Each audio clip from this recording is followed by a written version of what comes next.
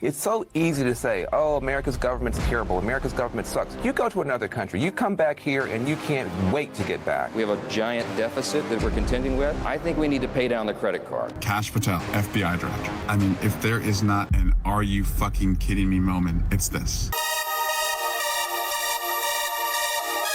Remember yesterday when we said that Trump was going to give away 20% of DOGE savings? Mike Johnson just reversed that. So there's going to be a little bit of division between he and Trump. We'll see what happens with that. We have Van Jones on CNN first, watching Democrats completely melt down as they're out in the wilderness. Welcome to the Doug TenNapel channel. Watch this. I do wonder, Van, what you think about, say, that message as opposed to, some of the insensitive things we've heard from Elon Musk, the chainsaw stuff, etc. Look, there's a smart way and a dumb way to do anything. And what they're doing by, the Nazi salute and the chainsaws, they want us talking about stuff that at the end of the day doesn't matter. We won't even remember in a week. Here's what's not going to be forgotten. There are veterans right now in the United States that are having a hard time seeing a doctor because there's been so much chaos in our government. There are nurses. There are people who are trying to keep our water safe. People who are trying to make sure our food is being explained. There's complete chaos. And the problem that you have is we are all trust fund babies. We didn't build this country. Our parents built this country. Our grandparents built this country. They put the laws in place. They put the roads on the ground. And we are just squandering it by letting somebody put termites all over the pillars that hold up our society. It's so easy to say, oh, America's government's terrible. America's government sucks. You go to another country. You come back here and you can't wait to get back to see a country that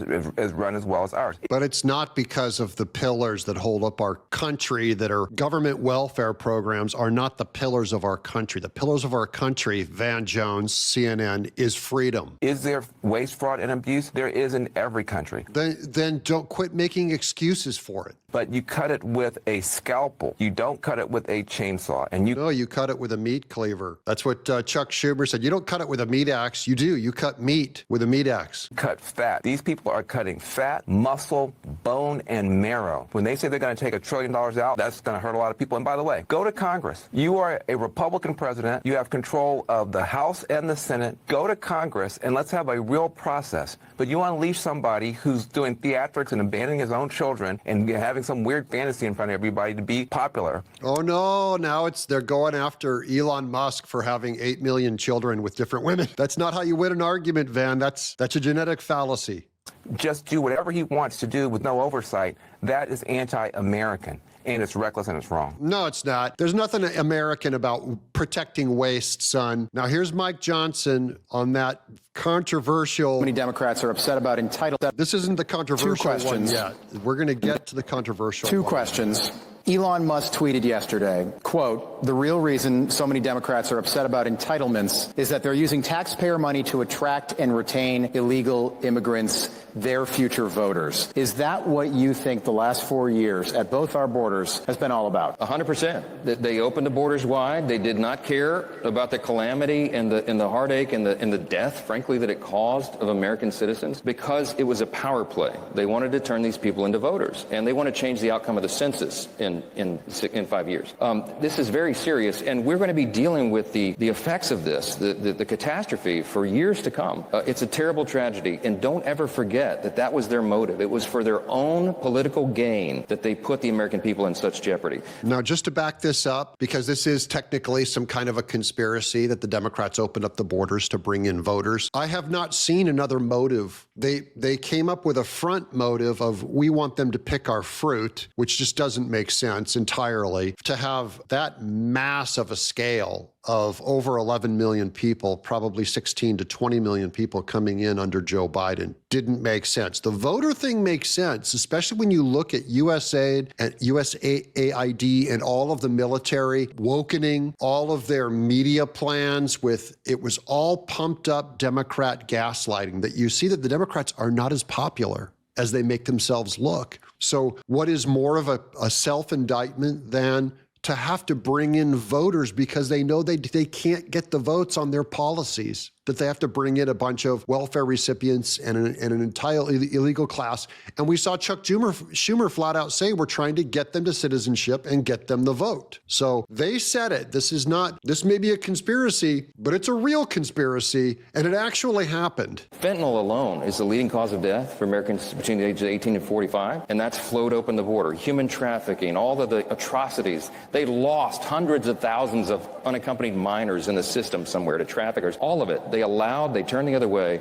They could have sealed that border any moment. The president had the authority, and I asked him personally on multiple occasions. I pleaded with him. I begged Joe Biden, use your authority. And he'd look down at the floor and shuffle his shoes and say, I can't do that. Well, the American people let him know how they felt about that. At the election. Now we're going to get to this other Mike Johnson clip about that DOGE 20% money payout. So this one put a little space between Mike Johnson and Trump and Elon. I'll ask what you guys think about this in a minute. Watch this. The president said that a percentage of DOGE savings could maybe go back to the American people in the form of what he called DOGE stimulus checks. Something like 20%. How would that work? Well, look, I mean, politically, that would be great for us, you send everybody a check, but really, we have to think of it, I think, in a... That just got everybody's attention, by the way. Yeah, I know. I just saw everybody look up all of a sudden. I know. Yep. But if you think about our core principles, right, fiscal responsibility is what we do as conservatives. That's our brand. And we have a $36 trillion federal debt. We have a giant deficit that we're contending with. I think we need to pay down the credit card. Right? That's what I think we need to do. That's not very popular, but it does make sense. So he's a traditional fiscal conservative. I'm going to give you one other read on this where you may not want to pay down that debt with that 20% because instead you keep rewarding the American people by paying them to stay on the government bureaucracy. That is to keep them incentivized to attack the government bureaucracy. You're going to pay the people. So in a way, you're buying votes to get the people to keep voting to attack that government debt. So it might be a better long-term plan, though not short-term, obviously not fiscally conservative. So that's kind of the debate right now over this Mike Johnson thing. And finally, we're going to get to Eric Swalwell. This is Eric Swalwell, who slept with a Chinese spy, just a massive fraud. Watch this. Well, there you have it. Kash Patel just confirmed as director of the FBI. Yes. Pretty fucking unbelievable. We got to bleep that. I mean, the most serious agency in our government. Kash Patel, FBI director. Yeah. I mean, if there is not an are you fucking kidding me moment, it's this.